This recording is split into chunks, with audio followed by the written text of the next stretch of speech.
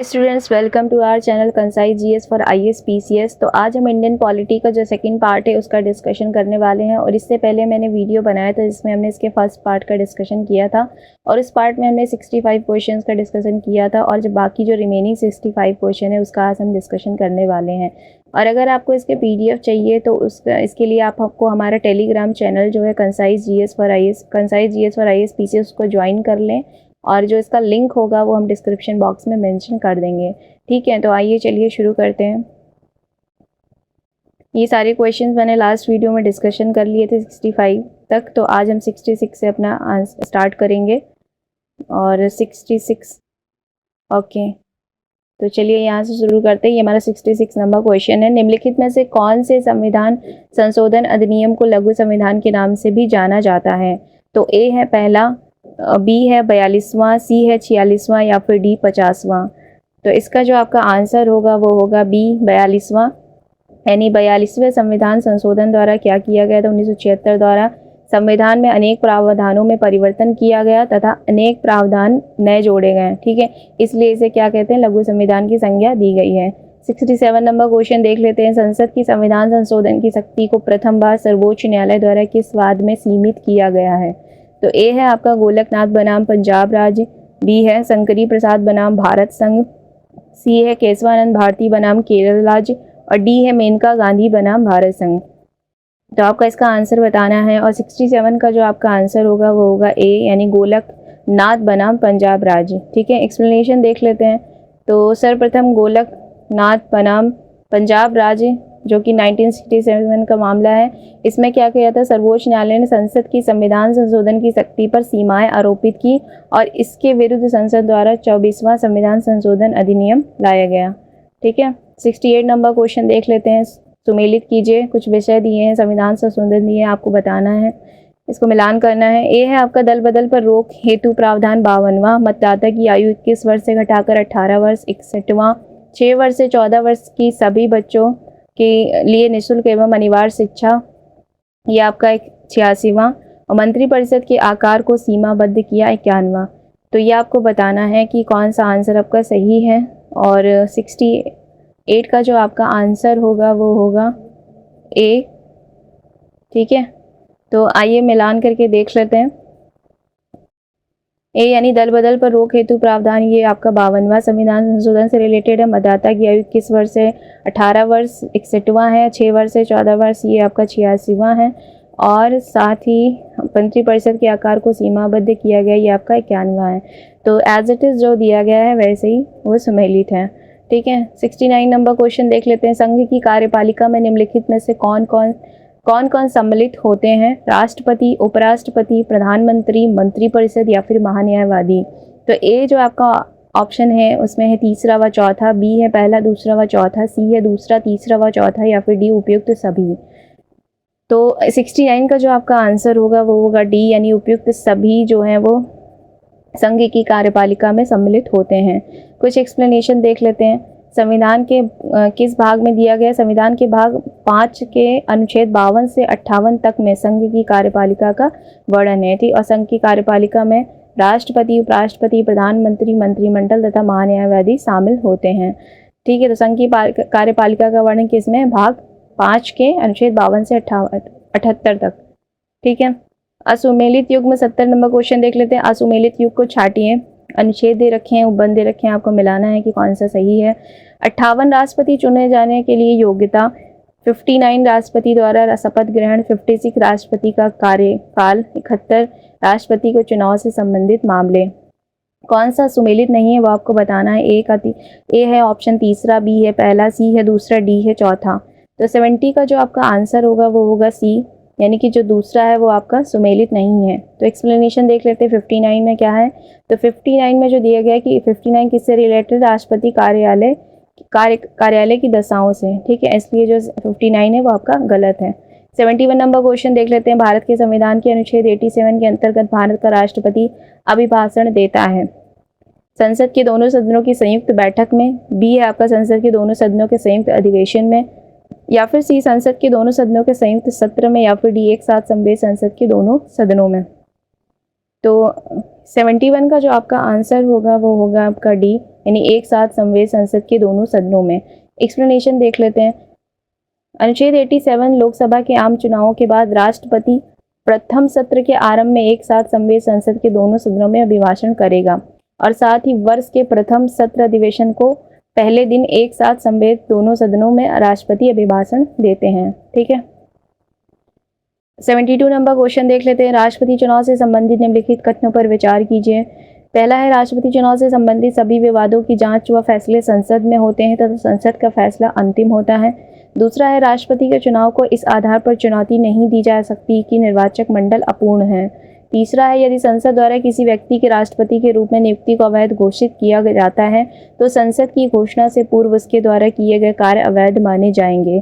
तो उपयुक्त में से सही कथनों का चुनाव करना है। ऑप्शन ए है आपका पहला, दूसरा बी है केवल पहला, सी है दूसरा, या फिर डी दूसरा व तीसरा।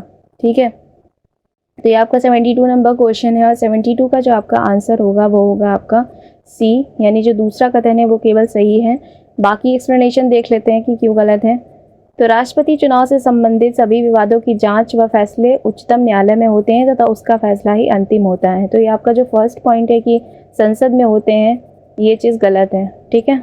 और दूसरा है, यदि उच्चतम न्यायालय द्वारा किसी व्यक्ति की राष्ट्रपति के रूप में नियुक्ति को अवैध घोषित किया जाता है तो उच्चतम न्यायालय की घोषणा से पूर्व उसके द्वारा किए गए कार्य अवैध नहीं माने जाएंगे अतः प्रभावी बने रहेंगे। तो सेकंड पॉइंट जो आपका है कि संसद द्वारा किसी व्यक्ति, तो ये चीज़ गलत है कि संसद द्वारा दिए गए, बल्कि यह उच्चतम न्यायालय द्वारा है। ठीक है। 73 नंबर क्वेश्चन देख लेते हैं। कथन ए है, केवल डॉक्टर राजेंद्र प्रसाद ने 2 बार राष्ट्रपति का पद ग्रहण किया, कारण आर, भारत में राष्ट्रपति अपने पद पर पुनः निर्वाचित हो सकता है। तो ए ऑप्शन है आपका, ए व आर दोनों सही, आर ए का सही स्पष्टीकरण है। ए व आर दोनों सही हैं, आर ए का सही स्पष्टीकरण नहीं है। या फिर सी, ए सही आर गलत है, या फिर डी आर सही है ए गलत है। तो 73 का जो आपका आंसर होगा वो होगा आपका ए, यानी ए आर दोनों सही हैं और आर ए का सही स्पष्टीकरण करता है। ठीक है। 74 नंबर क्वेश्चन देख लेते हैं। असुमेलित युग्म को पछाटिए, मतलब जो सुमेलित नहीं वो आपको बताना है। आर्टिकल 63 उपबंध, भारत का राष्ट्रपति, 66 उपराष्ट्रपति का कार्यकाल, 69 उपराष्ट्रपति द्वारा शपथ, या फिर 71 उपराष्ट्रपति के चुनाव संबंधी अथवा उससे जुड़े मामले। तो कौन सा सुमेलित नहीं वो आपको बताना है। ए है चौथा, बी है दूसरा, सी है आपका तीसरा, डी है पहला। ठीक है। तो 74 का जो आपका आंसर होगा वो होगा आपका बी, यानी कि जो दूसरा है वो आपका सुमेलित नहीं है। देख लेते हैं कि 66 में क्या है। तो 66 में क्या है, ये उपराष्ट्रपति के चुनाव से संबंधित है और इसमें जो आपका दिया गया है कि उपराष्ट्रपति के कार्यकाल से, तो ये आपका गलत है। ठीक है। बाकी सारे सुमेलित हैं। 75 नंबर क्वेश्चन देख लेते हैं। उपराष्ट्रपति के चुनाव में राज्य विधानसभाओं के सदस्य शामिल नहीं होते हैं, कारण आर है, उपराष्ट्रपति के कार्य सामान्य होते हैं, उसका मुख्य कार्य राज्यसभा की अध्यक्षता करना होता है। ठीक है। तो ए ऑप्शन है, ए व आर दोनों सही हैं व आर ए का सही स्पष्टीकरण है। बी है, ए व आर दोनों सही हैं या फिर आर ए का सही स्पष्टीकरण नहीं है। सी आपका ए सही है, आर गलत है, या फिर डी आर सही है, ए गलत। तो 75 का जो आपका आंसर होगा वो होगा आपका ए, यानी ए व आर दोनों सही हैं और आर ए का सही स्पष्टीकरण है। ठीक है। एक्सप्लेनेशन देख लेते हैं। राष्ट्रपति राष्ट्र का प्रमुख होता है और उसमें केंद्र तथा राज्य दोनों के प्रशासन की शक्तियां निहित हैं। इस प्रकार उसके चुनाव में आवश्यक है कि न केवल संसद के सदस्य बल्कि राज्य विधायिका के सदस्य भी भाग लें, परंतु उपराष्ट्रपति के जो कार्य हैं वो समान है। उसका मुख्य कार्य राज्यसभा की अध्यक्षता करना है, या एक क्योंकि वो थोड़े समय के लिए ही राष्ट्रपति के कर्तव्यों का निर्वहन करता है। इस प्रकार यह आवश्यक नहीं लगता कि राज्य विधायिकाओं के सदस्यों को उपराष्ट्रपति के चुनाव में भाग लेने हेतु आमंत्रित किया जाए। ठीक है। 76 नंबर क्वेश्चन देख लेते हैं। असत्य कथन को चुनिए। उपराष्ट्रपति जब कार्यवाहक राष्ट्रपति के रूप में कार्य करता है तो वह राज्यसभा के सभापति को मिलने वाला वेतन पाता है। तो सेकेंड ऑप्शन है, उपराष्ट्रपति राज्य के पदेन सभापति के रूप में कार्य करता है। इस संदर्भ में उसकी शक्तियां व कार्य लोकसभा अध्यक्ष की भांति ही होती हैं। असत्य कथन कौन सा है वो आपको पहचानना है। ए है केवल पहला, बी है केवल दूसरा, सी है पहला व दूसरा दोनों, या फिर डी ना तो पहला ना ही दूसरा। 76 का जो आपका आंसर होगा वो होगा आपका ए, यानी पहला कथन जो है वो आपका गलत है। तो देख लेते हैं एक्सप्लेनेशन। उपराष्ट्रपति जब किसी अवधि में कार्यवाहक राष्ट्रपति के रूप में कार्य करता है तो वह राज्यसभा के सभापति को मिलने वाला वेतन नहीं पाता है, बल्कि राष्ट्रपति को प्राप्त होने वाले वेतन व भत्ते ही उसको मिलते हैं। ठीक है। तो पहला कथन जो है वो आपका गलत है। 77 नंबर क्वेश्चन देख लेते हैं, निम्नलिखित में से असत्य कथन को चयन कीजिए। पहला है भारत की महान्यायविधि का उल्लेख केवल अनुच्छेद 76 में है। दूसरा है अनुच्छेद 76 में महाधिवक्ता एवं अपर महाधिवक्ता का उल्लेख किया गया है। तो ए आपका है कि केवल पहला, बी है केवल दूसरा, सी है पहला व दूसरा दोनों, या फिर डी ना तो पहला ना ही दूसरा। तो 77 का जो आपका आंसर होगा वो होगा आपका सी, यानी पहला और दूसरा दोनों कथन आपके असत्य हैं। ठीक है, इसका एक्सप्लेनेशन देख लेते हैं। तो महान्यायवादी के अतिरिक्त भारत सरकार के अन्य कानूनी अधिकारी कौन से होते हैं? महाधिवक्ता और अपर महाधिवक्ता। ठीक है, ये इनका कार्य क्या होता है? ये महान्यायवादी को उसकी जिम्मेदारी पूरी करने में सहायता करते हैं।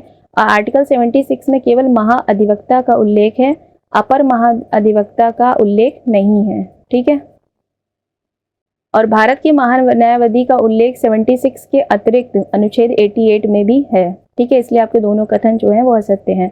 78 नंबर क्वेश्चन देख लेते हैं, कथन कारण से रिलेटेड है। कथन है भारत में संघ स्तर पर उच्चतम न्यायालय तथा राज्य स्तर पर उच्च न्यायालय की व्यवस्था की गई है। कारण है भारत में दाद न्यायपालिका की व्यवस्था है, एक केंद्र के लिए तथा दूसरा राज्यों के लिए। तो ए आपका है, ए व आर दोनों सही है, आर ए का सही स्पष्टीकरण है। बी है, ए व आर दोनों सही, आर ए का सही स्पष्टीकरण नहीं है। सी है, ए सही आर गलत है, या फिर डी आर सही है ए गलत है। 78 का जो आपका आंसर होगा वो होगा सी, यानी ए सही है और आर आपका गलत है। तो देख लेते हैं क्यों गलत है। तो भारतीय संविधान में ने एकीकृत न्याय व्यवस्था की स्थापना की है। ठीक है, तो इसलिए ये चीज़ गलत है। यहाँ पे जो दिया रखा है कि दैध न्यायपालिका, ये चीज़ गलत है, बल्कि एकीकृत न्याय व्यवस्था की स्थापना है।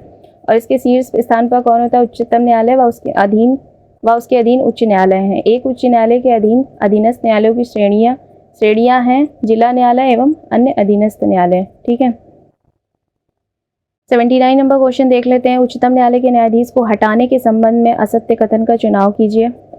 पहला है राष्ट्रपति के आदेश द्वारा उच्चतम न्यायालय के न्यायाधीश को उसके पद से हटाया जा सकता है।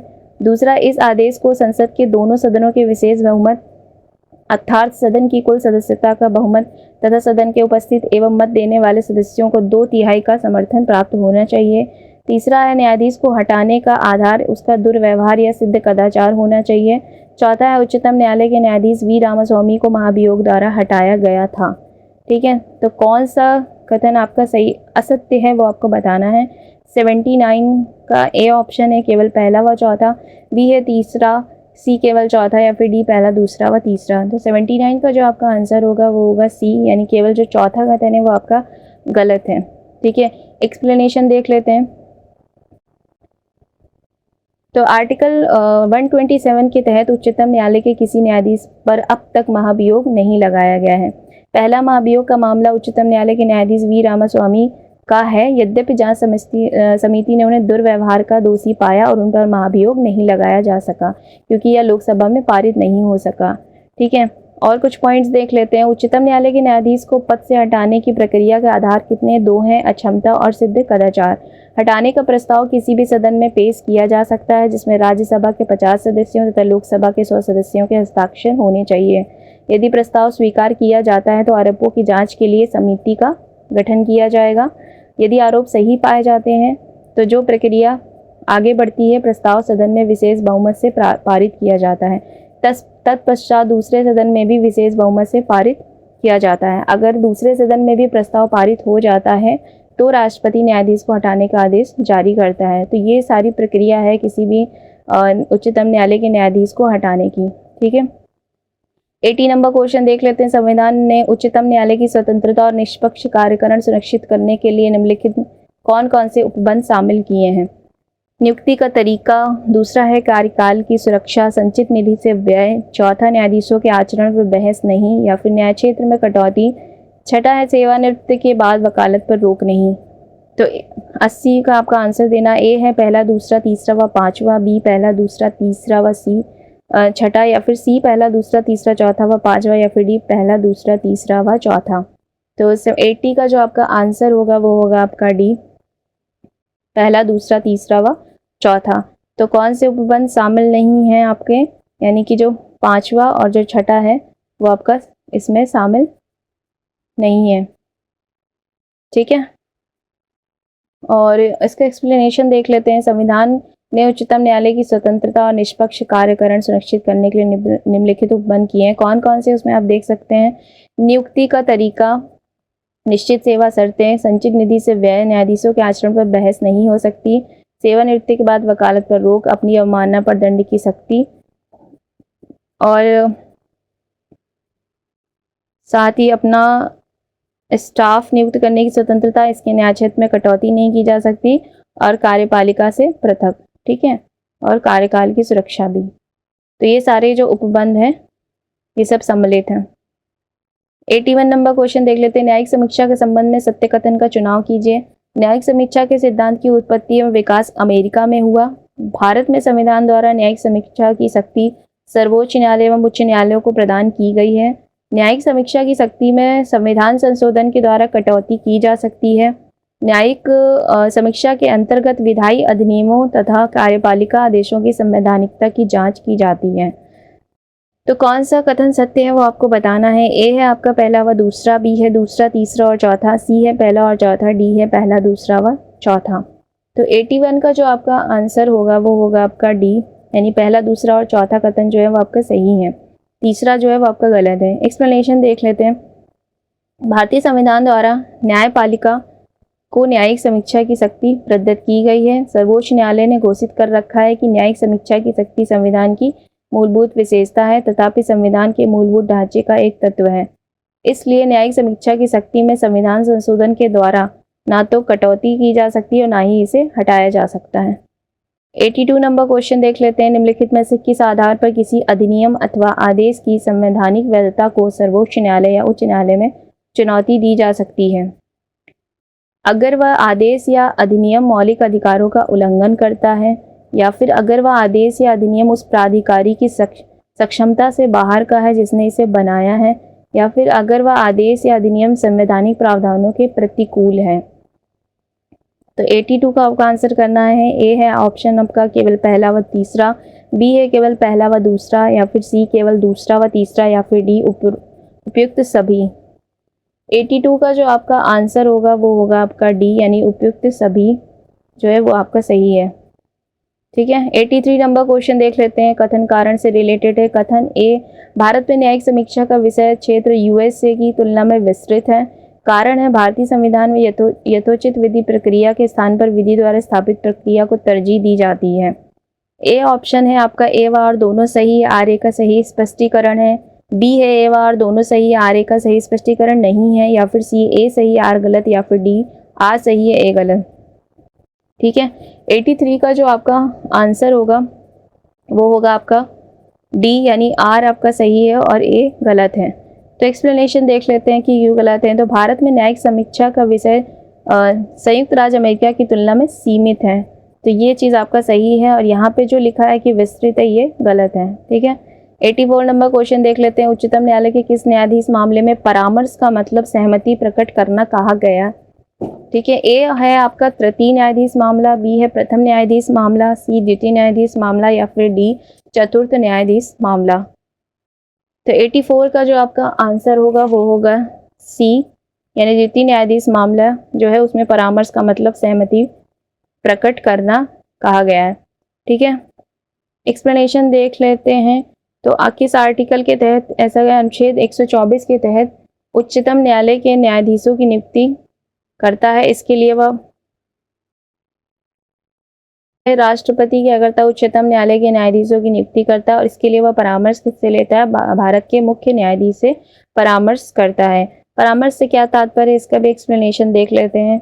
तो प्रथम न्यायाधीश बाद 1982 एसपी गुप्ता बनाम भारत, इसके अनुसार परामर्श का तात्पर्य राष्ट्रपति व मुख्य न्यायाधीश के मध्य विचारों का आदान प्रदान तथा इसके तहत सीजीआई के द्वारा राष्ट्रपति को दी गई सलाह बाध्यकारी नहीं है, ठीक है। द्वितीय न्यायाधीशवाद में क्या बोला गया है? 1993 में जो हुआ था, उच्चतम न्यायालय ने अपने पूर्ववर्ती निर्णय को उलट दिया तथा यह माना कि चीफ जस्टिस ऑफ इंडिया उच्चतम न्यायालय के 2 वरिष्ठतम न्यायाधीशों द्वारा दी गई सलाह राष्ट्रपति के लिए बाध्यकारी है। द्वितीय न्यायाधीश मामले में ही परामर्श का मतलब सहमति प्रकट करना कहा गया है, ठीक है। 85 नंबर क्वेश्चन देख लेते हैं। उच्चतम न्यायालय के न्यायाधीश की अहर्ताओं के संबंध में सत्य कथन का चुनाव कीजिए। पहला है, उसे भारत का नागरिक होना चाहिए। बी, उसे किसी उच्च न्यायालय का कम से कम 5 साल के लिए न्यायाधीश होना चाहिए। तीसरा है, संविधान में उच्चतम न्यायालय के न्यायाधीश की नियुक्ति के लिए न्यूनतम आयु का उल्लेख नहीं है।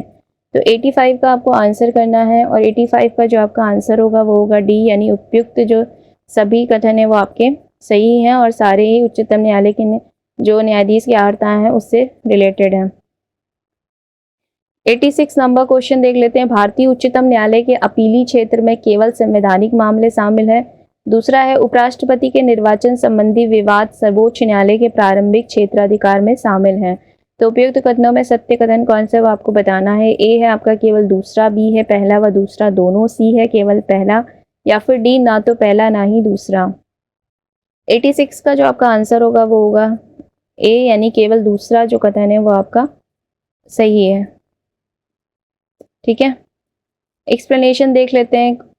भारतीय उच्चतम न्यायालय के अपीली क्षेत्राधिकार को 4 शीर्षों में वर्गीकृत किया जा सकता है। पहला है संवैधानिक मामलों में अपील, दूसरा दीवानी मामलों में अपील, तीसरा आपराधिक मामलों में अपील और चौथा विशेष अनुमति द्वारा अपील। 87 नंबर क्वेश्चन देख लेते हैं। किसी राज्य के संघ से अलग होने के पक्षापोषण को वाक स्वतंत्र के अधिकार के आधार पर संरक्षण नहीं मिलेगा या प्रावधान किया गया है। कौन से संविधान संशोधन द्वारा यह प्रावधान किया गया है। ए है आपका 16वें संविधान संशोधन द्वारा, बी है 24वें संविधान संशोधन द्वारा, सी प्रथम संविधान संशोधन द्वारा या फिर डी 42वें संविधान संशोधन द्वारा। 87 का जो आपका आंसर होगा वो होगा ए, यानी 16वें संविधान संशोधन द्वारा। एक्सप्लेनेशन देख लेते हैं। संविधान में भारत को राज्यों का संघ कहा गया है, जिसका अर्थ है कि राज्यों को संघ से अलग होने का अधिकार नहीं है। लेकिन 16वें संविधान संशोधन 1983 द्वारा यह स्पष्ट किया गया कि ऐसी किसी अलगाव की भावना अनुच्छेद 19 फर्स्ट ए के तहत प्राप्त वाक एवं अभिव्यक्ति की स्वतंत्रता नहीं माना जाएगा।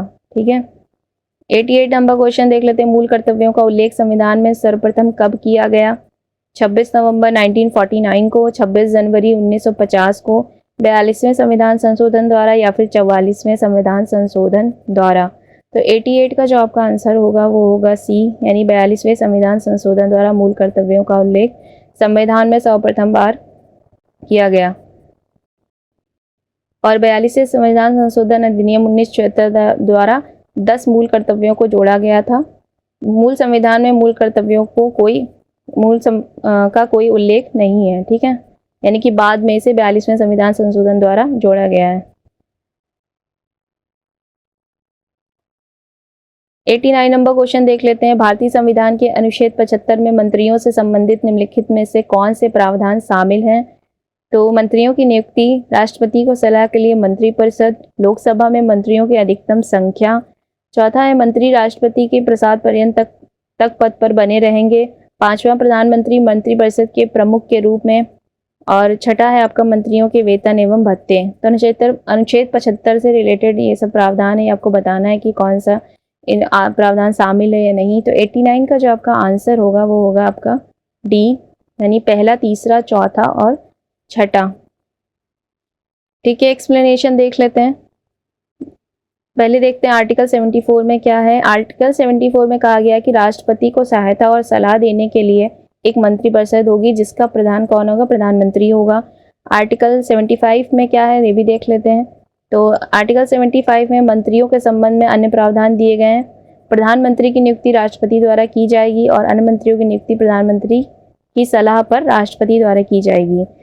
दूसरा इसमें है जो मंत्रिपरिषद में प्रधानमंत्री सहित मंत्रियों की कुल संख्या 15% से अधिक नहीं होगी लोकसभा के सदस्यों की कुल संख्या का।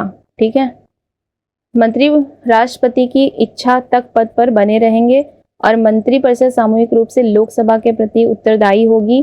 किसी मंत्री के कार्यालय में प्रवेश करने से पहले राष्ट्रपति उसे तीसरी अनुसूची में इस उद्देश्य के लिए निर्धारित प्रपत्रों के अनुसार पद और गोपनीयता की शपथ दिलाएगा।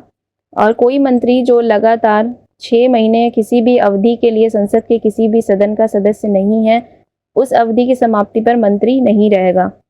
मंत्रियों के वेतन और भत्ते ऐसे होंगे जो संसद समय समय पर कानून द्वारा निर्धारित करेगी, और जब तक संसद ऐसा निर्धारित नहीं करती तब तक वे दूसरी अनुसूची में निर्दिष्ट अनुसार होंगे। ठीक है, तो ये सब जो है मंत्रिपरिषद से रिलेटेड जो आर्टिकल 75 में प्रावधान दिए गए हैं उससे रिलेटेड है। 90 नंबर क्वेश्चन देख लेते हैं। शून्यकाल के संदर्भ में निम्नलिखित कथनों पर विचार करें। पहला है, भारत में प्रत्येक संसदीय बैठक की कार्रवाई शून्यकाल से शुरू होती है। यह संसद सदस्यों को बिना किसी पूर्व सूचना के महत्वपूर्ण मामले उठाने की अनुमति देता है। तीसरा है, संसद के प्रक्रिया नियमों में इसका कहीं उल्लेख नहीं है। तो कौन सा कथन सही वो आपको बताना है। ऑप्शन ए है केवल तीसरा, बी है केवल दूसरा, या फिर सी केवल दूसरा तीसरा, या फिर डी पहला दूसरा और तीसरा।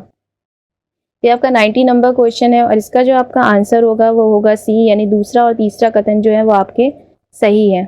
ठीक है, और एक्सप्लेनेशन देख लेते हैं इसके बारे में, शून्यकाल के बारे में। तो शून्यकाल एक अनौपचारिक उपकरण है जो संसद के सदस्यों को बिना किसी पूर्व सूचना के मामले उठाने के लिए उपलब्ध है। ठीक है, प्रश्नकाल के विपरीत प्रक्रिया के नियमों में शून्यकाल का उल्लेख नहीं है। यह संसदीय प्रक्रियाओं के क्षेत्र में एक भारतीय नवाचार है और 1962 से अस्तित्व में आया है। राज्यसभा की बैठक की जो शुरुआत होती है वह शून्यकाल से, यानी कि बैठक का प्रथम घंटा सामान्यतः 11 से 12 बजे तक, तथा लोकसभा की जो बैठक की शुरुआत वो प्रश्नकाल से होती है और इसका जो है बैठक का प्रथम घंटा यानी सामान्यतः 11 से 12 बजे तक। ठीक है, यानी राज्यसभा की जो बैठक की शुरुआत होती है वो शून्यकाल से होती है और लोकसभा के जो बैठक की शुरुआत होती है वो प्रश्नकाल से होती है। 91 नंबर क्वेश्चन देख लेते हैं। भारत के प्रधानमंत्री के बारे में निम्नलिखित कथन पर विचार करें और गलत कथन को चुनें। ठीक है, ए है, जवाहरलाल नेहरू भारत के पहले प्रधानमंत्री थे जो राज्यसभा के सदस्य थे। राजीव गांधी सबसे युवा भारतीय प्रधानमंत्री थे। इंदिरा गांधी दूसरी सबसे लंबे समय तक सेवा करने वाली भारतीय प्रधानमंत्री हैं। या फिर डी, गुलजारी लाल नंदा एकमात्र व्यक्ति हैं जिन्होंने 2 बार भारत के कार्यवाहक प्रधानमंत्री के रूप में कार्य किया। तो कौन सा कथन इसमें सही है वो आपको बताना है। 91 का जो आपका सही नहीं, जो गलत है वो आपको बताना है। 91 का जो आपका आंसर होगा वो होगा ए, यानी ये जो कथन है वो गलत है। तो ये गलत क्यों देख लेते हैं। तो इंदिरा गांधी जो थी वो पहली प्रधानमंत्री जो राज्यसभा की सदस्य थी, ना कि जवाहरलाल नेहरू, इसलिए जो आपका ए कथन है वो आपका गलत है। 90 ये कुछ दे रखे हैं, कुछ सीरीज मतलब टेबल के फॉर्म में दे रखे हैं। इसको आप PDF अपलोड की जाएगी तो उसमें ज़रूर इसको देख लीजिएगा, बहुत इंपॉर्टेंट ये दे रखा है। ठीक है, मैं इसमें आपको नहीं बता रही हूँ, तो इसके लिए आप ज़रूर हमारा टेलीग्राम चैनल ज्वाइन कर लें, वहाँ से PDF मिल जाएगी आपको और इसको एक बार इसको देख के इसको रिवाइज कर लीजिए, इससे भी क्वेश्चन आ सकते हैं एग्जाम में। ठीक है, 92 नंबर क्वेश्चन देख लेते हैं। संसद के किसी भी सदन के सदस्यों की निर्भरताओं के लिए अनुच्छेद 102 में निम्नलिखित में से किस प्रावधान का उल्लेख नहीं है। यदि वह लाभ का कोई पद धारण करता है। बी है, यदि उसे दोषी ठहराया जाता है और 2 साल या उससे अधिक के कारावास की सजा सुनाई जाती है। सी, यदि वह भारत का नागरिक नहीं है। डी, यदि वह संसद द्वारा बनाए गए किसी कानून द्वारा अयोग्य ठहराया गया है। तो आर्टिकल 102 के बारे में बताना है कि कौन से प्रावधान का उल्लेख नहीं है। 92 का जो आपका आंसर होगा वो होगा बी। ठीक है, एक्सप्लेनेशन देख लेते हैं। आर्टिकल 102 में सदस्यता के लिए जो अयोग्यताएं बताई गई हैं उसको देख लेते हैं। कोई व्यक्ति संसद के किसी भी सदन का सदस्य चुने जाने होने के लिए अयोग्य होगा। कब होगा? यदि वह भारत सरकार या किसी राज्य सरकार के अधीन कोई लाभ का पद धारण करता है तब, या फिर यदि वह मानसिक रूप से विक्षिप्त है और सक्षम न्यायालय द्वारा ऐसा घोषित किया गया है, या फिर यदि वह अनुमोचित दिवालिया है, या फिर यदि वह भारत का नागरिक नहीं है और उसने स्वेच्छा से किसी विदेशी राज्य की नागरिकता हासिल कर ली है। ई है, यदि वह संसद द्वारा बनाए गए किसी कानून द्वारा या उसके तहत अयोग्य घोषित किया गया है। ठीक है, कोई व्यक्ति संसद के किसी भी सदन का सदस्य होने के लिए अयोग्य होगा यदि वह 10वीं अनुसूची के तहत अयोग्य है। कुछ और एक्सप्लेनेशन देख लेते हैं। तो RPA 1951 सांसदों और विधायकों की अयोग्यता के लिए कुछ नियम निर्धारित करता है, उसके बारे में भी देख लेते हैं। अधिनियम की धारा 8 के तीसरे में कहा गया है कि यदि किसी सांसद या विधायक को किसी अन्य अपराध के लिए दोषी ठहराया जाता है और 2 साल या उससे अधिक के लिए जेल भेजा जाता है तो वह रिहाई के समय से 6 साल के लिए अयोग्य हो जाएगा। ठीक है, तो ये सांसदों और विधायकों की अयोग्यता से रिलेटेड कुछ नियम हैं। 93 नंबर क्वेश्चन देख लेते हैं। राज्य में विधान परिषद को समाप्त किया जा सकता है। कैसे समाप्त किया जा सकता है? राष्ट्रपति द्वारा, राज्य विधानसभा द्वारा, या फिर राज्यपाल, या फिर संसद द्वारा। तो 93 का जो आपका आंसर होगा वो होगा डी, यानी संसद द्वारा राज्य में विधान परिषद को समाप्त किया जा सकता है। एक्सप्लेनेशन देख लेते हैं। तो संसद कैसे करती है? संसद कानून द्वारा राज्य की विधान परिषद को समाप्त करने या गठन करने के प्रावधान कर सकती है यदि विधानसभा विशेष बहुमत से इस आशय का प्रस्ताव पारित करती है तब। ठीक है। 94 नंबर क्वेश्चन देख लेते हैं। धन विधेयक के बारे में निम्नलिखित कथनों पर विचार करें और गलत कथन को चुने। तो ए है आपका, इसे केवल एक मंत्री द्वारा ही पेश किया जा सकता है। बी है, इसे केवल राष्ट्रपति की संस्तुति से ही पुरस्तापित किया जा सकता है। इसे राज्यसभा में भेजने के लिए लोकसभा अध्यक्ष के प्रमाणीकरण की आवश्यकता नहीं होती है। या फिर डी, इसे अस्वीकार या अनुमोदित किया जा सकता है लेकिन राष्ट्रपति द्वारा पुनर्विचार के लिए वापस नहीं किया जा सकता है। तो धन विधेयक के बारे में ये कथन दिए हैं और आपको जो गलत कथन है उसको चुनना है। 94 का जो आपका आंसर होगा वो होगा सी, यानी सी जो है वो आपका गलत कथन है। ठीक है। 95 नंबर क्वेश्चन देख लेते हैं। निम्नलिखित को सुमेलित कीजिए। लोक लेखा समिति अधीर रंजन चौधरी, प्राक्कलन समिति संजय जायसवाल, सार्वजनिक उपक्रम समिति संतोष कुमार गंगवार। तो 95 का जो आपका आंसर होगा वो होगा 1 2 3, यानी कि एज इट इज जो गिवन है वो सही है आपका। लोक लेखा समिति से अधीर रंजन चौधरी रिलेटेड है, प्राक्कलन समिति संजय जायसवाल और सार्वजनिक उपक्रम समिति संतोष कुमार गंगवार। 96 नंबर क्वेश्चन देख लेते हैं। लोकसभा की पहली बैठक आयोजित की गई थी कब? यानी 17 अप्रैल 1962 को, या फिर 13 मई 1952 को, या फिर सी 13 अप्रैल 1952 को, या फिर डी 25 मई 1952 को।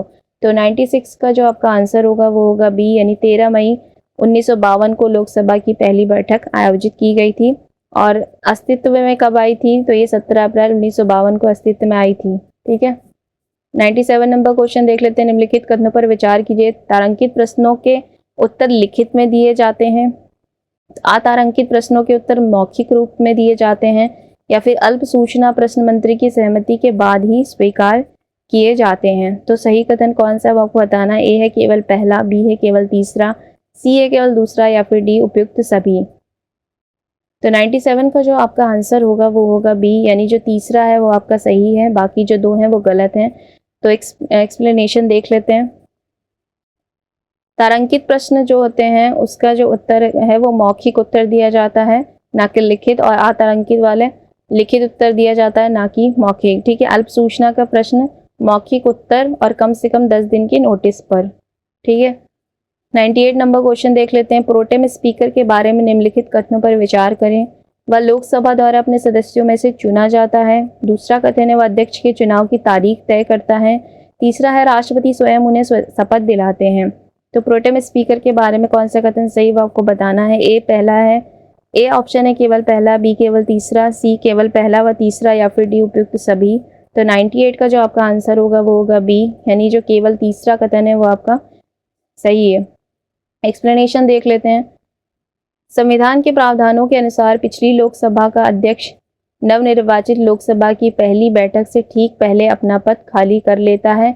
इसलिए राष्ट्रपति लोकसभा के एक सदस्य को प्रोटेम स्पीकर नियुक्त करता है। आमतौर पर इसके लिए सबसे वरिष्ठ सदस्य को चुना जाता है। ठीक है। और कुछ पॉइंट देख लेते हैं। प्रोटेम स्पीकर को कौन शपथ दिलाता है? राष्ट्रपति दिलाता है। प्रोटेम स्पीकर के पास स्पीकर की सभी शक्तियां होती हैं और वह नवनिर्वाचित लोकसभा की पहली बैठक की अध्यक्षता भी करते हैं। उनका जो मुख्य कर्तव्य है नए सदस्यों को शपथ दिलाना है, और साथ ही वह सदन को नए सदस्य का चुनाव करने में भी सक्षम बनाता है। अध्यक्ष के चुनाव की तारीख जो होती है वो राष्ट्रपति द्वारा तय की जाती है। ठीक है। वह फ्लोर टेस्ट का संचालन भी करते हैं। जब सदन द्वारा नए अध्यक्ष का चुनाव किया जाता है तो प्रोटेम स्पीकर का पद समाप्त हो जाता है। अतः यह कार्यालय कुछ दिनों के लिए विद्यमान एक अस्थायी कार्यालय है। ठीक है। 99 नंबर क्वेश्चन देख लेते हैं। लोकसभा अध्यक्ष के बारे में निम्नलिखित में से कौन सा कथन सही है वो आपको बताना है। ए है उन्हें संसद के सभी सदस्यों के प्रभावी बहुमत द्वारा पारित प्रस्ताव द्वारा हटाया जा सकता है। बी है वह भारत के राष्ट्रपति को लिखकर इस्तीफा दे सकता है। या फिर सी, जब उसे हटाने का प्रस्ताव सदन में विचाराधीन हो तो वह सदन की कार्यवाही में भाग नहीं ले सकता है। डी है आपका, जब भी लोकसभा भंग होती है अध्यक्ष अपना पद खाली नहीं करता है और नवनिर्वाचित लोकसभा की बैठक होने तक पद पर बना रहता है। ये 99 नंबर क्वेश्चन है, इसका जो आंसर है वो होगा आपका डी। ठीक है। तो डी जो है वो आपका सही कथन है। कुछ एक्सप्लेनेशन देख लेते हैं।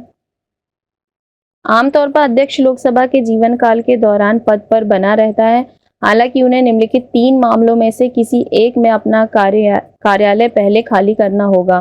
कौन से 3 मामले देख लेते हैं। यदि वह लोकसभा का सदस्य नहीं रह जाता है तब, यदि वह उपसभापति को पत्र लिखकर इस्तीफा दे देता है तब, या फिर यदि उसे लोकसभा के सभी सदस्यों के प्रभावी बहुमत द्वारा पारित प्रस्ताव द्वारा हटाया जाता है, और ऐसा प्रस्ताव केवल 14 दिन की अग्रिम सूचना देने के बाद ही लाया जा सकता है। ठीक है। जब अध्यक्ष को हटाने का प्रस्ताव सदन में विचाराधीन हो तो वह सदन की बैठक की अध्यक्षता नहीं कर सकता है, भले ही वह उपस्थित रहे। हालांकि वह ऐसे समय में बोल सकता है और सदन की कार्यवाही में भाग ले सकता है और पहली बार में मतदान कर सकता है, हालांकि वोट जब बराबर होने की स्थिति में नहीं। ठीक है। जब भी लोकसभा भंग होती है तो अध्यक्ष अपना पद खाली नहीं करता है और नवनिर्वाचित लोकसभा की बैठक होने तक पद पर बना रहता है। ठीक है। 100 नंबर क्वेश्चन देख लेते हैं। भारत के परिसीमन आयोग के संबंध में निम्नलिखित में से कौन सा कथन सही है। यह एक स्थायी निकाय है और इससे पहले 4 बार यानी 1952, 62, 72 और 2002 में स्थापित किया गया है। परिसीमन लोकसभा या राज्य विधानसभा के प्रत्येक आम चुनाव पर लागू होगा। सी है, इसके द्वारा जारी आदेशों को सुप्रीम कोर्ट में चुनौती दी जा सकती है। या फिर डी, संसदीय और विधानसभा क्षेत्रों का वर्तमान परिसीमन 2001 की जनगणना पर आधारित है। ये 100 नंबर क्वेश्चन है। इसका जो आपका आंसर होगा वो होगा आपका सी। ठीक है। जो सी है वो आपका कथन सही नहीं है, तो सही नहीं वो आपको बताना है। एक्सप्लेनेशन देख लेते हैं। परिसीमन आयोग एक स्थायी निकाय नहीं है और परिसीमन आयोग अधिनियम 52, 62, 72 और 2002 के तहत इसे पहले 4 बार स्थापित किया गया है। परिसीमन आयोग ने इस तरह के परिसीमन के तरीके के बारे में कुछ दिशा निर्देश निर्धारित करने की मांग की है। प्रस्तावित परिसीमन आयोग के अंतिम आदेशों के प्रकाशित होने के बाद लोगों के सदन या राज्य विधानसभा के प्रत्येक आम चुनाव और ऐसे आम चुनाव से उत्पन्न होने वाले हर उपचुनाव पर लागू होगा। तो ये जो विकल्प बी था वो आपका सही है। इसलिए परिसीमन आयोग द्वारा जारी आदेश अंतिम हो जाते हैं और इन्हें किसी भी अदालत में चुनौती नहीं दी जा सकती है। संसद और विधानसभा क्षेत्रों का जो वर्तमान परिसीमन 2001 की जनगणना पर आधारित है। बाकी जो 101 से जो और आपके 120 तक के जो क्वेश्चन है वो रीजनिंग और मैथ से रिलेटेड है। तो अगर आपको इन क्वेश्चन को देखना है कि किस तरीके के क्वेश्चन पूछे जाते हैं तो पीडीएफ का जो लिंक है वो डिस्क्रिप्शन बॉक्स में दे देंगे, और इसके लिए आप हमारा जो चैनल है उसको ज़रूर सब्सक्राइब कर लें, ज्वाइन कर लें। Concise GS for IAS PCS जो हमारा टेलीग्राम चैनल है, तो वहाँ पर आप देखेंगे और जो लिंक होगा उसको प्रोवाइड करा देंगे। वहाँ से आप देख सकते हैं कि किस तरीके के रीजनिंग और मैथ्स के क्वेश्चन आते हैं। तो अब जो क्वेश्चन है वो इसकी 121 क्वेश्चन नंबर देख लेते हैं। राजीविका के बारे में निम्नलिखित कथनों पर विचार करें। यह पंचायती राज विभाग के प्रशासनिक नियंत्रण के तहत अक्टूबर 2011 में स्थापित एक स्वायत्त परिषद है और यह ग्रामीण गरीबों की पहचान के लिए सहभागी पहचान प्रक्रिया और सामाजिक आर्थिक जातिगत जनगणना की आंकड़ों का प्रयोग करता है। तीसरा कथन है आपका, यह राष्ट्रीय ग्रामीण आजीविका मिशन और आर्थिक परिवर्तन परियोजना जैसी भारत सरकार की योजनाओं के लिए राज्य का कार्यान्वयन संस्थान है। तो उपरोक्त में से सही कथन का चयन करना है और 121 का जो आपका आंसर होगा वो होगा सी, यानी दूसरा और तीसरा कथन जो है वो आपके सत्य हैं। एक्सप्लेनेशन देख लेते हैं राजीविका के बारे में। तो राजीविका का जो फुल फॉर्म वो क्या है, वो राजस्थान ग्रामीण आजीविका विकास परिषद की स्थापना कब हुई थी? अक्टूबर 2010 में सोसाइटी पंजीकरण अधिनियम 1958 के तहत की गई थी और इसका जो अध्यक्ष होते हैं वो मुख्यमंत्री हैं। सभी कुछ और देख लेते हैं। सभी ग्रामीण गरीबों की पहचान सहभागी पहचान प्रक्रिया और सामाजिक आर्थिक जाति जनगणना के तहत की जाती है। ठीक है। 122 नंबर क्वेश्चन देख लेते हैं। महात्मा गांधी राष्ट्रीय ग्रामीण रोजगार गारंटी योजना यानी एमजी नरेगा के बारे में निम्नलिखित कथनों पर विचार करें। इसके अंतर्गत आवेदन के 30 दिन में यदि रोजगार उपलब्ध न करवाए जाएं तो बेरोजगारी भत्ते का प्रावधान है। दूसरा है, इस योजना के लाभान्वितों में कम से कम 1/3 महिलाएं होंगी। तो गलत कथन कौन सा है वो आपको चयन करना है। 122 का जो आपका आंसर होगा वो होगा ए, यानी जो पहला कथन है वो आपका गलत है। एक्सप्लेनेशन देख लेते हैं मनरेगा योजना के बारे में। तो मनरेगा योजना जो अधिनियम 2005 द्वारा 2006 में लागू हुई और 1 अप्रैल 2008 से पूरे देश में लागू हुई। और यह एक केंद्र प्रायोजित योजना है जो प्रत्येक योग्य ग्रामीण परिवार को 100 दिनों की गारंटी वाला रोजगार प्रदान करती है, जिनके तहत वयस्क सदस्य अकुशल शारीरिक काम करना चाहते हैं। दूसरा पॉइंट क्या है कि राजस्थान में यह मुख्यमंत्री ग्रामीण रोजगार गारंटी योजना के तहत चलाई जाती है।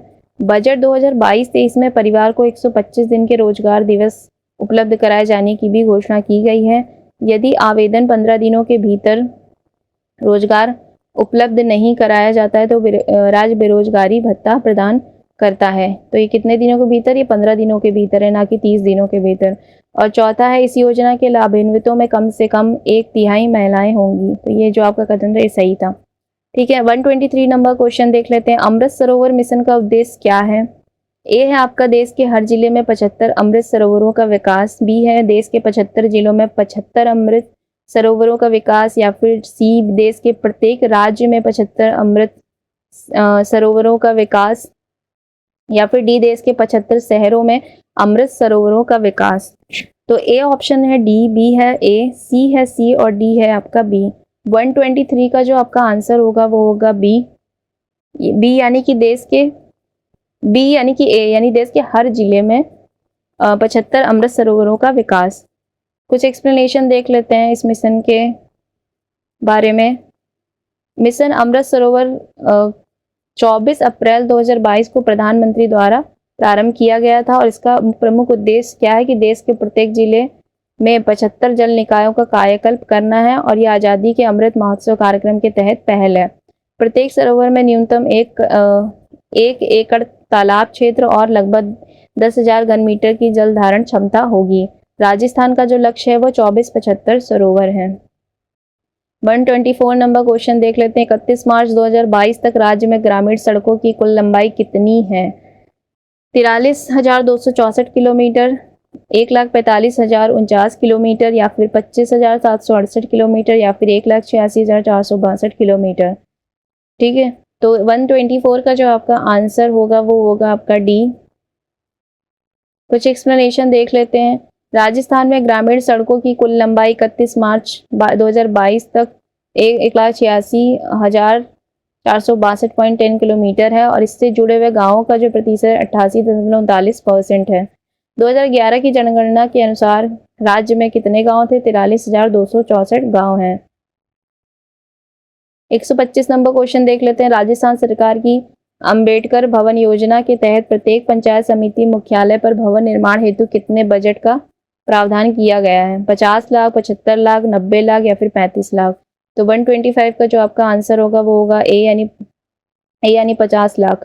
ठीक है, एक्सप्लेनेशन देख लेते हैं। राजस्थान सरकार की अंबेडकर भवन योजना की घोषणा वर्ष कितना है? 2019-20 है और जिसके तहत प्रत्येक पंचायत समिति मुख्यालय पर अंबेडकर भवन का निर्माण कराया जाएगा और एक अंबेडकर भवन की अनुमानित लागत 50 लाख रुपए होगी।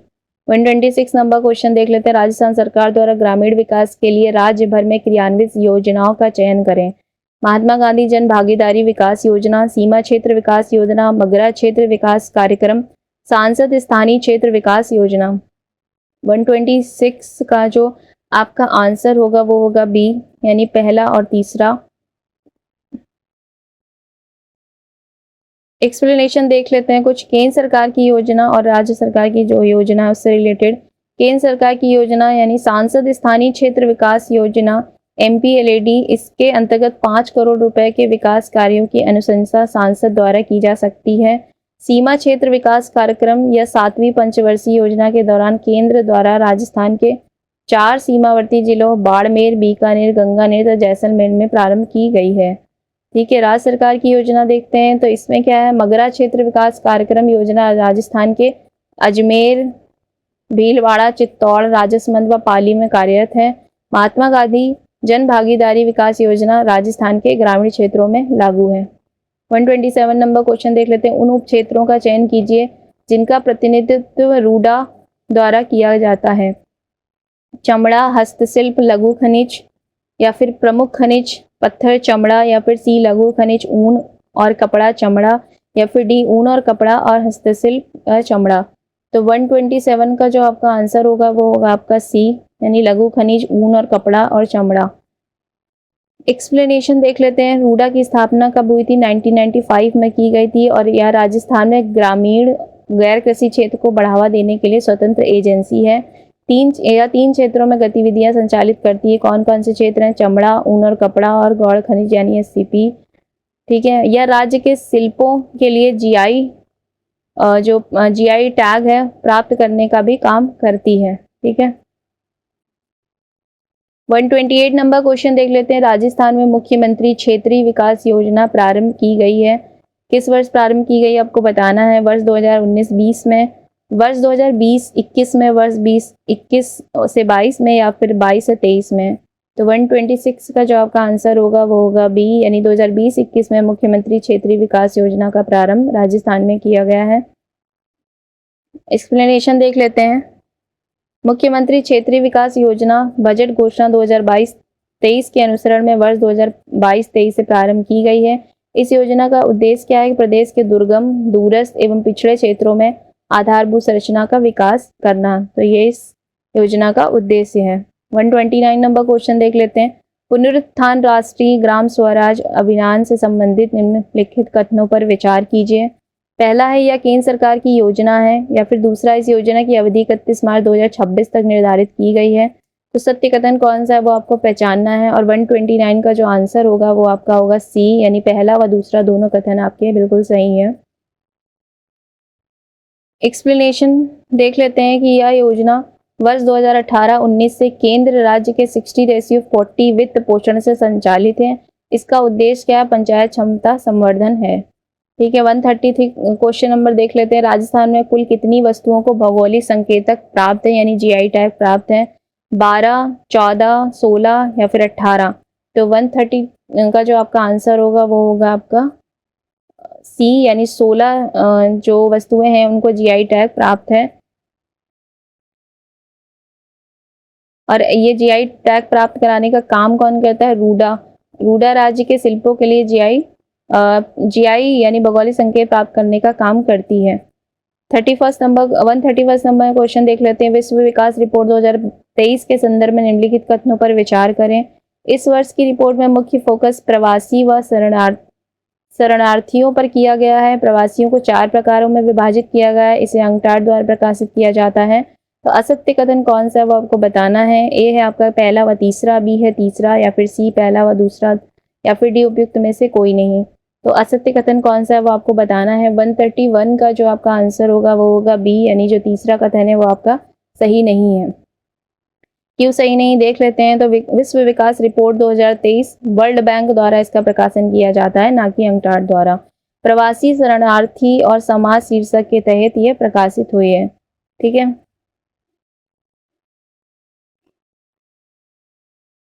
इसमें कुछ और एक्सप्लेनेशन देख लेते हैं। प्रवासियों को 4 श्रेणी में विभाजित किया है। कुशल आर्थिक प्रवासी, उदाहरण भारत के आईटी पेशेवर सिलिकॉन वैली में। कौशल वाले शरणार्थी जिनकी मांग है, उदाहरण तुर्की में सीरिया के उद्यमी। और संकटग्रस्त प्रवासी, उदाहरण के लिए अमेरिका की दक्षिण सीमा के कम कुशल प्रवासी। या फिर चौथा जो देख लेते हैं शरणार्थी, उदाहरण बांग्लादेश में रोहिंग्या। ठीक है। तो ये जो प्रवासियों को 4 श्रेणी में विभाजित किया गया है। कुछ और एक्सप्लेनेशन देख लेते हैं। इस रिपोर्ट में मैच मोटिव फ्रेमवर्क के तहत माइग्रेशन टेक ऑफ पर चर्चा हुई है। मैच से तात्पर्य है प्रवासित व्यक्ति का कौशल गंतव्य देशों की आवश्यकता से कितना मेल खाता है। मोटिव, जिसके तहत व्यक्ति अवसर तलाश में आगे बढ़ता है। आंतरिक प्रवासियों की आय में 40%, जबकि विदेशी प्रवासियों की आय में 120% की वृद्धि हुई है। 132 नंबर क्वेश्चन देख लेते हैं। निम्नलिखित युग्मों को सुमेलित करना है। मिलेट्स यानी मोटा अनाज, कोटा एपीकल्चर जयपुर, ब्लॉकचेन तकनीक जोधपुर, या फिर ब्लू पार्ट्री टोंग। तो 132 का जो आपका आंसर होगा वो होगा सी। तो मिलान करके देख लेते हैं। मिलेट्स जो आपका रिलेटेड है वो जोधपुर से है। एपीकल्चर जो है वो आपका टोंक, एंड ब्लॉकचेन तकनीक कोटा, ब्लू पार्ट्री जयपुर। ठीक है। तो ये आपका सही मिलान है। एक्सप्लेनेशन में भी सेम चीज़ दे रखी है। 133 क्वेश्चन नंबर देख लेते हैं। अंतर्राष्ट्रीय बिग कैट अलायंस के संदर्भ में निम्नलिखित कथनों पर विचार कीजिए। भारत द्वारा इसकी शुरुआत प्रोजेक्ट टाइगर की 50वीं वर्षगांठ पर की गई। यह सभी 7 बड़ी बिल्ली प्रजातियों को लक्षित है। भारत एकमात्र ऐसा देश है जहां बिल्ली की 7 प्रजातियां प्राकृतिक आवास में रहती हैं। तो कौन सा कथन सही है वो आपको बताना है। ए केवल पहला, बी केवल दूसरा, या फिर सी केवल 3, मतलब केवल 3, या फिर डी कोई नहीं। तो कितने कथन सही है वो आपको बताना है। 133 का जो आपका आंसर होगा वो होगा बी, यानी जो 2 कथन है इसमें वो आपके सही हैं। एक्सप्लेनेशन देख लेते हैं। अंतर्राष्ट्रीय बिग कैट अलायंस की शुरुआत कब हुई थी? 9 अप्रैल 2023 को भारत द्वारा की गई थी। और नेपाल जो है इसका वो संस्थापक सदस्य है, और ये 97 देशों को लक्षित संगठन है। ये 7 बड़ी बिल्लियां बाघ, शेर, तेंदुआ, हिम तेंदुआ, चीता, जगुआर व प्यूमा शामिल है इसमें। विश्व में ऐसा कोई देश नहीं है जहां 7 बड़ी बिल्ली एक साथ पाई जाती हैं। तो तीसरा जो आपका कथन है कि भारत एकमात्र ऐसा देश है, ये गलत है। 134 नंबर क्वेश्चन देख लेते हैं। राजनीतिक दलों की मान्यता के संदर्भ में निम्नलिखित कथनों पर विचार कीजिए। वर्तमान में भारत में 6 राष्ट्रीय दल हैं। दूसरा है आम आदमी पार्टी राष्ट्रीय दल को दर्जा पाने वाली नवीनतम दल है। तीसरा, 4 राज्यों में क्षेत्रीय दल का दर्जा राष्ट्रीय दल बनने का एक आधार है। तो उपयुक्त में से सत्य कथन कौन सा है वो आपको बताना है। ए है केवल पहला, बी है केवल पहला व दूसरा, सी दूसरा, या फिर डी उपरोक्त सभी। तो 134 का जो आपका आंसर होगा वो होगा डी, यानी उपरोक्त सभी जो कथन है वो सत्य हैं। एक्सप्लेनेशन देख लेते हैं कि कोई पार्टी कैसे राष्ट्रीय पार्टी बनती है वो देख लेते हैं। राष्ट्रीय पार्टी का दर्जा देने तथा वापस लेने का कार्य जन प्रतिनिधित्व अधिनियम 1951 के तहत निर्वाचन आयोग द्वारा किया जाता है। वर्तमान में बीजेपी, कांग्रेस, आम आदमी party, Bahujan Samaj party, CPI M, national people's party मान्यता प्राप्त राष्ट्रीय दल हैं। तो इनका क्या मापदंड है देख लेते हैं। किसी पार्टी को लोकसभा या विधानसभा चुनाव में 4 या अधिक राज्यों में डाले गए वोटों का कम से कम 6% वैध मत प्राप्त होने चाहिए, और इसके अलावा लोकसभा में कम से कम 4 सदस्य होने चाहिए, या फिर इसमें कुल लोकसभा सीटों की कम से कम 2% सीटें होनी चाहिए जो कम से कम 3 राज्यों से होनी चाहिए। तीसरा है कि इससे कम से कम 4 राज्यों में राज्य पार्टी के रूप में मान्यता प्राप्त हो। तो ये सब मापदंड है। ये सब सारे मापदंड के आधार पर ही कोई पार्टी राष्ट्रीय पार्टी बनती है। 135 नंबर क्वेश्चन देख लेते हैं। निम्नलिखित युग्मों को सुमेलित कीजिए। ऑपरेशन कावेरी अफगानिस्तान, ऑपरेशन देवी शक्ति सूडान, ऑपरेशन गंगा यूक्रेन। तो सुमेलित करके बताना है आपको। और 135 का जो आपका आंसर होगा वो होगा सी। एक्सप्लेनेशन देख लेते हैं। ऑपरेशन कावेरी 2023 में जो हुआ था, इसमें क्या किया था, जो सूडान में जो भारतीय गृह युद्ध के दौरान फंसे थे, सूडान में जो गृह युद्ध उनको निकालने का, भारतीयों को निकालने हेतु ये चलाया गया था। ऑपरेशन देवी शक्ति क्या, तालिबान के कब्जे के बाद अफगानिस्तान से भारतीयों को निकालने हेतु। ऑपरेशन गंगा 2022 रूस के हमले के बाद यूक्रेन से भारतीयों को निकालने हेतु ये ऑपरेशन चलाया गया था। ठीक है। 136 नंबर क्वेश्चन देख लेते हैं। G20 टूरिज्म एक्सपो का आयोजन कहाँ किया गया? जोधपुर, उदयपुर, माउंट आबू, या फिर जयपुर। तो 136 का जो आपका आंसर होगा वो होगा डी,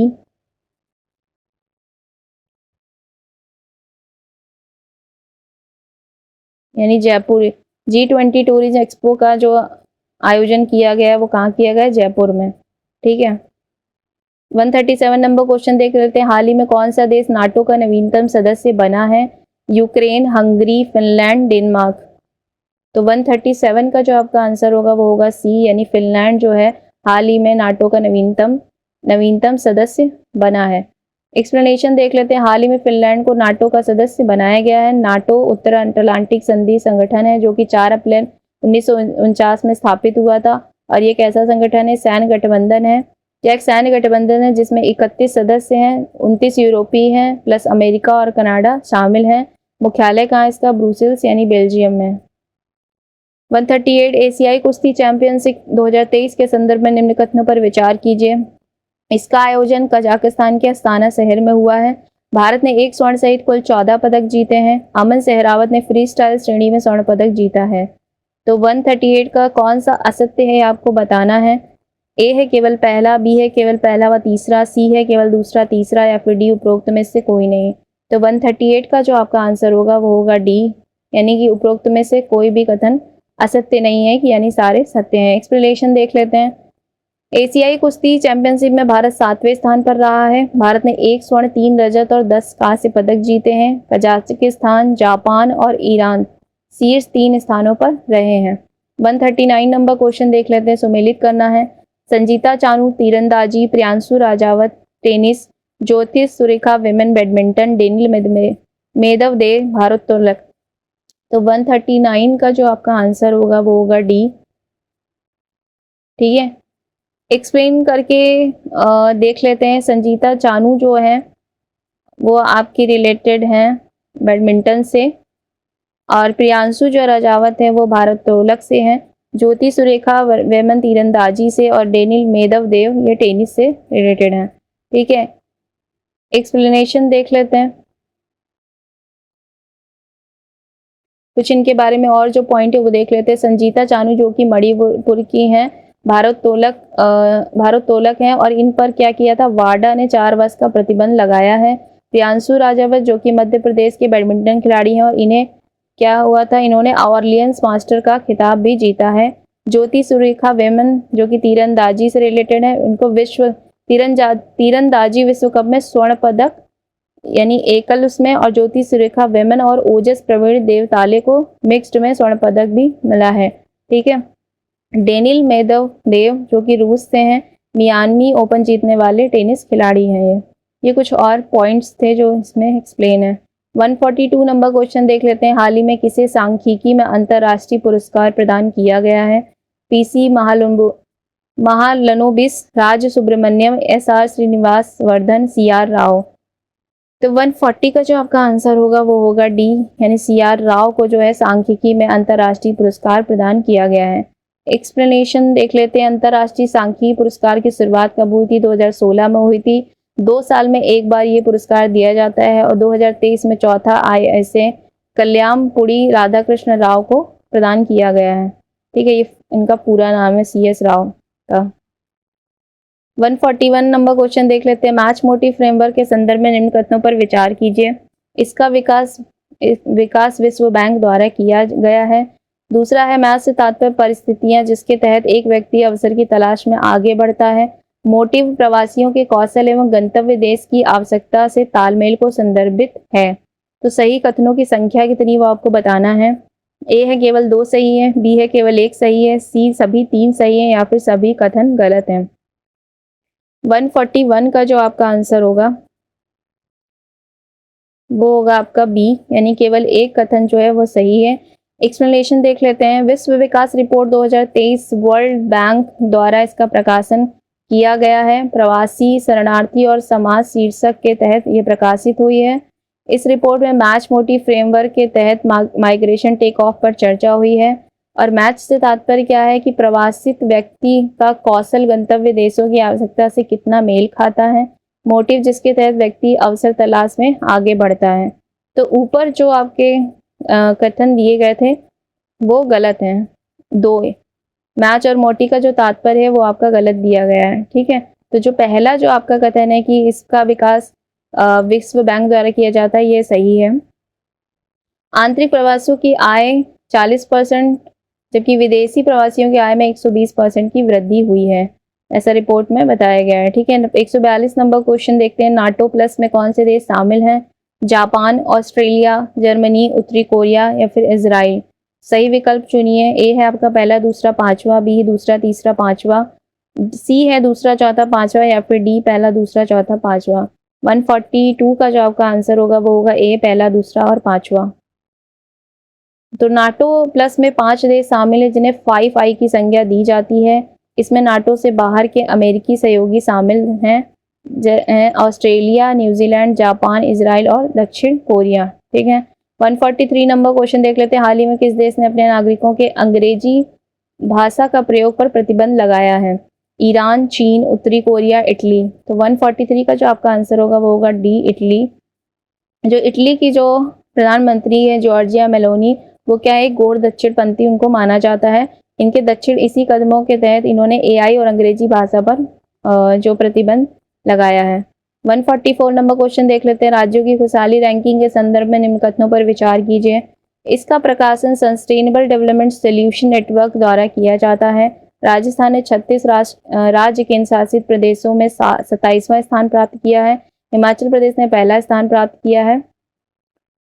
उपयुक्त में से सही कथन का चयन करना है। ए है आपका पहला, बी है दूसरा व तीसरा, सी है पहला व दूसरा, या फिर डी उपयुक्त सभी।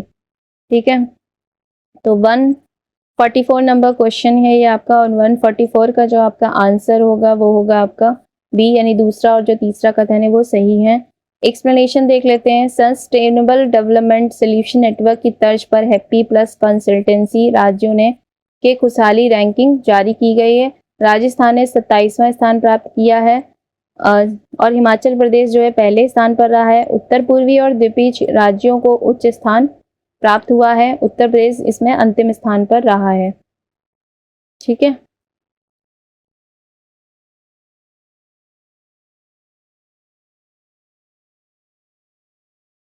सस्टेनेबल डेवलपमेंट सोल्यूशन नेटवर्क के द्वारा ये रैंकिंग जारी की गई, तो ये गलत है, बल्कि इसकी तर्ज पर किसने जारी किया? हैप्पी प्लस कंसल्टेंसी ने इसके ये जो खुशहाली रैंकिंग थी इसको जारी किया था। 145 नंबर क्वेश्चन देख लेते हैं। Rajasthan institute of advance learning कहाँ पर स्थित है? जोधपुर, उदयपुर, कोटा या फिर जयपुर? तो 145 का जो आपका आंसर होगा वो होगा डी, जयपुर में स्थित है। 146 नंबर क्वेश्चन देख लेते हैं। सिपरी यानी Stockholm international peace research institute report के संदर्भ में निम्न कथनों पर विचार कीजिए। ये विश्व में सैन्य व्यय पर निगरानी रखने वाला अंतर सरकारी संगठन है। दूसरा कथन है शीर्ष सैन्य व्यय वाले राष्ट्रों में भारत चौथे स्थान पर है। अमेरिका विश्व का सबसे बड़ा हथियार निर्यातक देश है। भारत सबसे बड़ा हथियार आयातक देश है। तो ये पॉइंट्स दिए गए, आपको बताना है कि कौन सा जो कथन है वो सत्य है। ए है पहला, तीसरा व चौथा, बी है पहला व दूसरा, सी दूसरा, तीसरा और चौथा, या फिर डी उपयुक्त सभी। तो ये क्वेश्चन नंबर आपका 146 है, और 146 का जो आपका आंसर होगा वो सी, यानी दूसरा, तीसरा और चौथा कथन सही है। एक्सप्लेनेशन देख लेते हैं। तो सिपरी क्या है? एक गैर सरकारी संगठन है और ये दुनिया में शांति की स्थिति और हथियार से संबंधित रिपोर्ट का प्रकाशन करता है। ठीक है, तो ये जो पहला कथन है आपका कि ये विश्व में सैन्य व्यय पर निगरानी रखने वाला, तो ये गलत है। और पॉइंट्स देख लेते हैं। शीर्ष सैन्य व्यय करने वाले देश कौन कौन से हैं? अमेरिका, चीन, रूस, भारत और सऊदी अरब हैं। भारत सबसे बड़ा हथियार आयातक देश है और रूस भारत के लिए सबसे बड़ा निर्यात है। ठीक है, 147 नंबर क्वेश्चन देख लेते हैं। Y20 जो कि G20 का एंगेजमेंट ग्रुप है, इसकी बैठक कहाँ आयोजित की गई है? जयपुर, श्रीनगर, भोपाल या फिर लेह? तो 147 का जो आंसर होगा वो होगा डी। एक्सप्लेनेशन में भी सेम चीज दे रखी है। 148 नंबर क्वेश्चन देख लेते हैं। निम्नलिखित में से कौन से देश सांघाई सहयोग संगठन के सदस्य हैं? भारत, तुर्कमेनिस्तान, चीन, रूस, या फिर बी ईरान, पाकिस्तान, उज्बेकिस्तान, रूस, या फिर सी पाकिस्तान, तुर्कमेनिस्तान, चीन, रूस, या फिर डी भारत, रूस, अफगानिस्तान और चीन? 148 का जो आपका आंसर होगा वो होगा बी, यानी ईरान, पाकिस्तान, उज्बेकिस्तान और रूस जो हैं वो संघाई सहयोग संगठन के सदस्य हैं। एक्सप्लेनेशन देख लेते हैं। इसकी स्थापना कब हुई है? 2001 में हुई है। इसका मुख्यालय कहाँ है? बीजिंग यानी चीन में है। ठीक है, कजाकिस्तान, चीन, कजाकिस्तान, रूस, उज्बेकिस्तान, किर्गिस्तान और साथ ही तजाकिस्तान इसके संस्थापक सदस्य हैं। भारत व पाकिस्तान इसमें कब शामिल हुए? 2017 में शामिल हुए हैं। हाल ही में भारत में संपन्न शिखर सम्मेलन में ईरान की सदस्य बनाया गया है। 149 नंबर क्वेश्चन देख लेते हैं। वर्तमान में भारत किस निकाय का सदस्य है? संयुक्त राष्ट्र सांख्यिकी आयोग, संयुक्त राष्ट्र सुरक्षा परिषद, संयुक्त राष्ट्र की आर्थिक और सामाजिक परिषद? तो भारत किस निकाय का सदस्य है? 149 का आपको आंसर करना है। ए है केवल पहला और दूसरा, बी है दूसरा, सी है केवल तीसरा, या फिर डी उपयुक्त सभी? तो 149 का जो आपका आंसर होगा वो होगा सी, यानी संयुक्त राष्ट्र की आर्थिक और सामाजिक परिषद का जो निकाय है, ये जो निकाय है इसका सदस्य भारत है। एक्सप्लेनेशन देख लेते हैं। भारत वर्तमान में केवल संयुक्त राष्ट्र की आर्थिक और सामाजिक परिषद का अध्यक्ष है। और भारत कब बना इसका सदस्य? 2022-24 तक इसका सदस्य है। संयुक्त राष्ट्र सुरक्षा परिषद में भारत 8 बार सदस्य रहा है। भारत संयुक्त राष्ट्र सुरक्षा परिषद 2020-21 में अंतिम बार सदस्य रहा था। संयुक्त राष्ट्र सांख्यिकी आयोग, संयुक्त राष्ट्र HIV एड्स कार्यक्रम समन्वय बोर्ड और संयुक्त राष्ट्र मादक पदार्थ रोकथाम आयोग, ये सब जो है ECOSOC का ही हिस्सा है। ठीक है। लीगो यानी laser interferometer gravitational wave observatory के बारे में निम्न कथनों पर विचार कीजिए। तो यह एक वेधशाला है जो गुरुत्व तरंगों का पता लगाने में सक्षम है।